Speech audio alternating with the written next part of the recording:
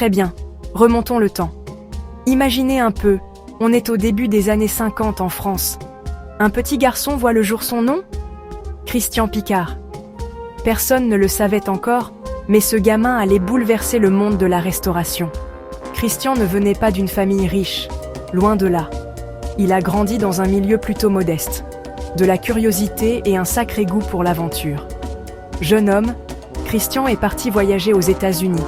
Il a découvert les steakhouses américains, les grillades qui crépitent, les portions géantes, l'ambiance Far West. Quand Christian est rentré en France, il a eu une idée un peu folle.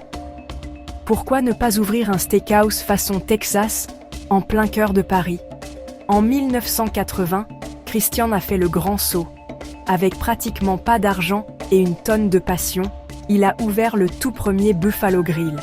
Imaginez la scène, des néons rouges, des nappes à carreaux, des chapeaux de cow-boy partout, et la viande qui grille, la fumée et le sizzle.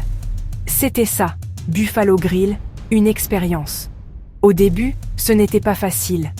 Les Français n'étaient pas habitués à ce style audacieux. Mais Christian n'a pas abandonné. Il croyait en sa vision et a travaillé jour et nuit.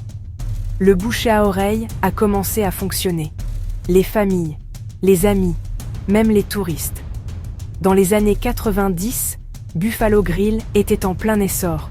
De nouveaux restaurants ont poussé partout. Il n'a pas juste construit une chaîne, il a construit une communauté. Un endroit pour rire, partager des histoires et créer des souvenirs. Aujourd'hui, Buffalo Grill est l'une des plus grandes marques de restaurants en France. L'histoire de Christian, on n'a pas besoin d'être né riche pour réussir. Il suffit d'une idée un peu folle, d'une volonté de prendre des risques, et du cran de continuer quand les choses se compliquent. Des débuts modestes à une icône nationale. Voilà le parcours de Christian Picard. Alors la prochaine fois que vous verrez un Buffalo Grill, souvenez-vous, derrière CS Porte de Saloon, il y a courage, passion et cœur. Et peut-être que votre idée folle sera la prochaine.